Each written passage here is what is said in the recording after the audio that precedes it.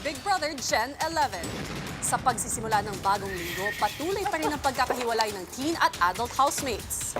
Nakilala na natin ang mga sumunod na nominado. Jazz, Colette at JM, kayong tatlo ang nominado ngayong linggo. Isang hamon ang muling magdudugtong sa kanila. Para sa inyong ikasyam na weekly task, Gagawa ang bawat grupo ng bahagi ng tulay. dapat magkadikit at magkatugma. Fiang at Jazz, kayo ang itinatalaga kong weekly task leaders para sa inyong grupo. At isang importanteng leksyon din ang kanilang naranasan. Ipinagtagpo ko kayo dito upang muling magkita at matulungan ang isa't isa. Nakakaganda po sa pakiramdam, kuya.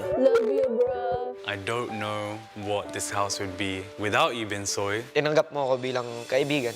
Para maghilom ang sugat ng pagkakaibigan, isang tulong mula sa kanilang mga ina ang kinakailangan. Miss na kita, Mami. I love you so much, Mom. Kuya, I'm okay na. At sa 2 linggong pagkakawalay ng teens at adults, pangulila at pag-aalala naman ang gustong maibsan ni JM sa kanyang matalik na kaibigan. Na-request ho ako na makausap ko po si Piang personally. Handa ka na bang lumabas, Captain Ibarra? Handa-handa na po, kuya. Muli na nga bang magsasama ang mga housemates? At sino na kaya ang tuluyan ng lalabas? Abangan yan live dito sa 8th Eviction Night ng Pinoy Big Brother Gen 11.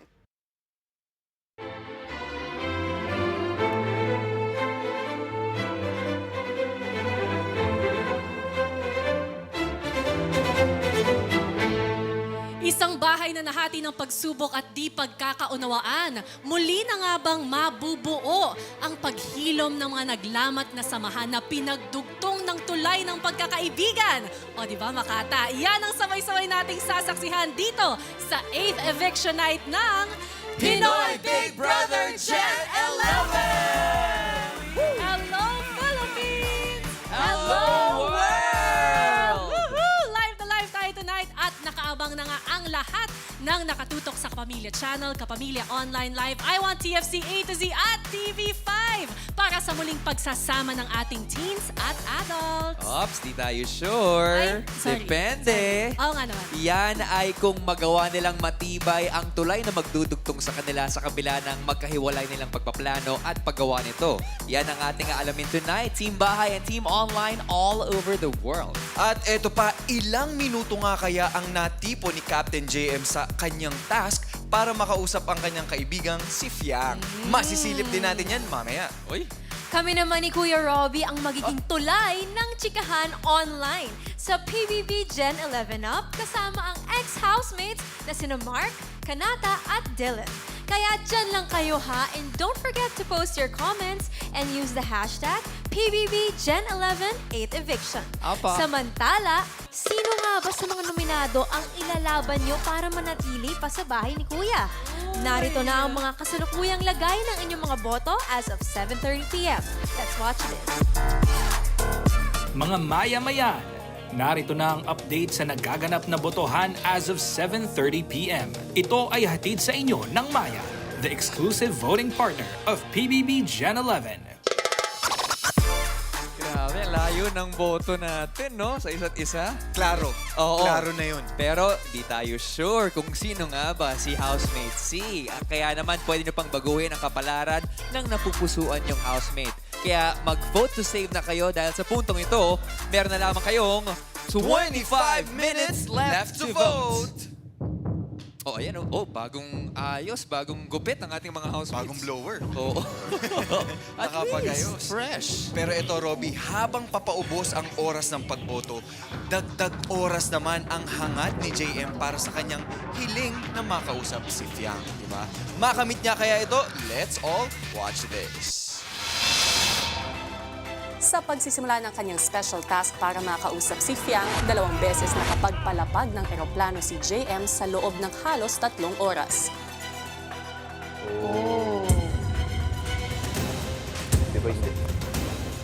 Pasok po. Nakakapagod ho bumato, nakapagod pumulot ng aeroplano papel. Inisip ko na lang ho na kailangan ko pong gawin yun para at least mas matagal ho yung pag-uusap namin ni Fiang. Tuwid mo na. Sa panibagong araw sa loob ng bahay, si JM di nag-aksaya ng panahon at agad na tinuloy ang kanyang special task.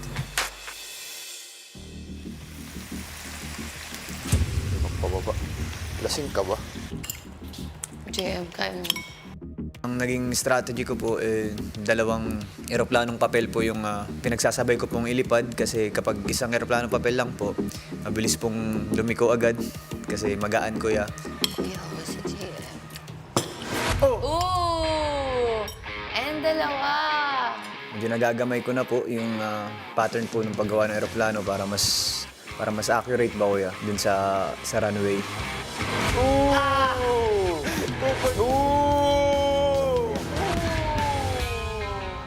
Wala na, nagamay ko na. Sunod-sunod na to. Alam ko ng perfect pattern. Bang! Let's go, Ibarra. Let's go, Helena. Para sa akin, kuya, alam ko na kung sino yung tao na gusto niyo makausap. Sa palagay ko, si Fiang. There are so many things unsaid between both Fiang and JM, and then they just really need to talk to each other. For me, kuya, super mahalaga for JM. Yeah, alam naman namin yun lahat. Sabi sa'yo. Kung gaano karami yung minuto, ganun ho karami yung makikwento niya sa akin, yung masasabi niya po sa akin, yung ma-explain niya sa akin, kuya. So, yun lang po yung nasa isip ko. Pasok na naman. Ay! Napakalakas. As malapit po na kaibigan sa kanya kuya, gusto ko din pong maayos niya po yung gusto niyang ayusin kay Fiang kuya. Puro pakanan yung kabig eh. Kinakaliwa ko. Okay lang kaliwain mo. Huwag ka lang mangaliwa. Tama.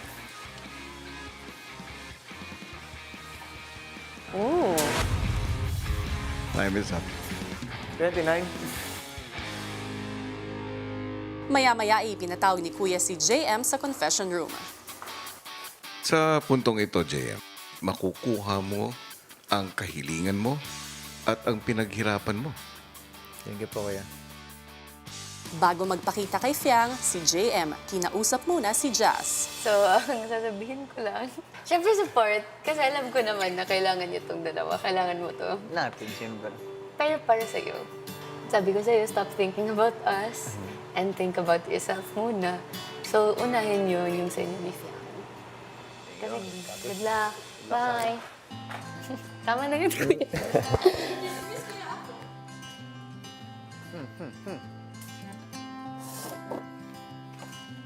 Samantala sa confession room, Fiang, sa puntong ito, may nakahanda sa labas.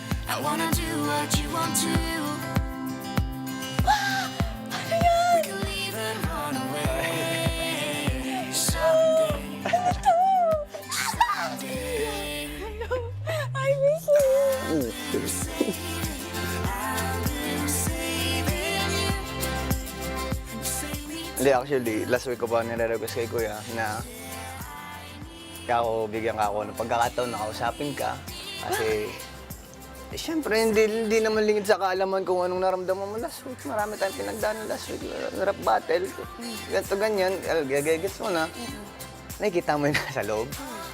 Para dito yun, kung nakita mo yung 29 points na yun, isang aeroplano, katumbas ng isang minuto na pag-uusap natin dito. Nainita ako. Ba't ganyan ka? Kikilig ako, kuya! Tambay lang to, relax ka lang. Kuya! Okay, punta tayo sa exciting part. Ang nakapagpabagabag ng loob ko nun ay yung sa freedom board na nilagay mo na I thought we're home is for real. Kaya, yun ang gusto ko malaman, ba't yun ang nakalagay dun. Kaya... Alam mo, kahinaan ko nanay ko. At alam ko kung sensitibo ka, alam kung emotional ka. Yun yung point. Ikaw lang nakakaalam na sobrang sensitive ako. May papaliwanag ko lang about dun, syempre. Anong nakataya dun? Yung pagiging nominado, di ba? So, humingi ako ng sorry sa'yo, sobrang sorry. Dahil nakatulong ako sa ginawa ni Jazz. Actually, hindi lang naman kay Jazz, sa lahat. Alam mo, sinabi niya sa akin yun. Kay Dylan, kay Binsoy, kay Colette. Hindi naman ako nagalit sa'yo. Like, wala akong galit sa'yo. Tampo lang. bakit hinayaan mo na, at ikaw yung pinaka nakakilala sa akin, hinayaan mo akong ganunin. Maya-maya, napag-usapan naman ng dalawa si Jazz. Pero kumusta ka yun? Kaya naman, gusto naman. Gusto lumalim, ganun. Sa akin, hindi ko alam sa kanya. Wala naman akong palang kung ano maramdaman niya. Bagal, Gusto mo siya lalo? hindi naman. Baga, mas lumalim yung paghanga ko, ganun. Ano naman? Wala, masaya lang ako para sa inyo. Ano? Masaya ako. Ang pinaano ko nga dito yung sa inyo ni Jazz, kung anong lagay niya. Gano'n pa din. Yung dating banyo ni Jazz, ganun din yun. Dali. Na, gaya ano. Parang may lamat na gano'n. Siyempre, mahirap naman tanggalin ang lamat. Pero, parang move forward na lang. Move forward na kasi may assurance na ako sa nanay. Next mo yan. Kung, kunwari, Sabado, back to normal. Tapos parang kung mas feel mo na dumikit na lang sa kanya. Ayos ka. Hindi, kung mapansin ko na mas Saan ako dikit na kayo, komportable? saan ka komportable, doon ka. Girl. Kung mas feel mo na komportable ka na sobra sa kanya, hayaan mo na ako. Huwag mo na akong isipin. Saan ka masaya? Ganun din naman ako sa'yo. Tsaka, sabi mo rin naman dyan sa Freedom, babe. Makakatuwang pakinggan, no? Ako ang best man mo. Yeah. He's my best man. You're my best man. Kaya mahal Siyempre, mo clear lang din naman natin kay Kuya. So, best friend. Pinaka-nararamdaman ko lang ho talaga kay Piang Kuya. Dikit ho talagang kaibigan. Baga best friend Kuya, ganun, close friend. Dun, That's 30 seconds. 30 seconds. Maraming salamat at napaunlakan mo dito. Sa yun. Kung ano mangyari, ano naman kita tandaan yan. Sobrang supportive ako sa'yo. Kung ano man mangyari sa atin, kung lalabas man tayo, dapat, kung gano'n tayo ka-close dito, ganyan pa din sa labas. Pero magbabago. Kung magbabago ka, ang sapakin ko mukha mo. Ganyan, mahal na mahal kita. Kung tayo labas dito, dapat ganyan tayo sa labas.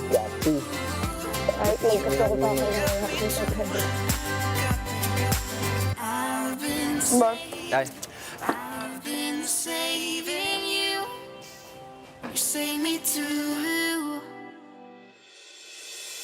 Pinoy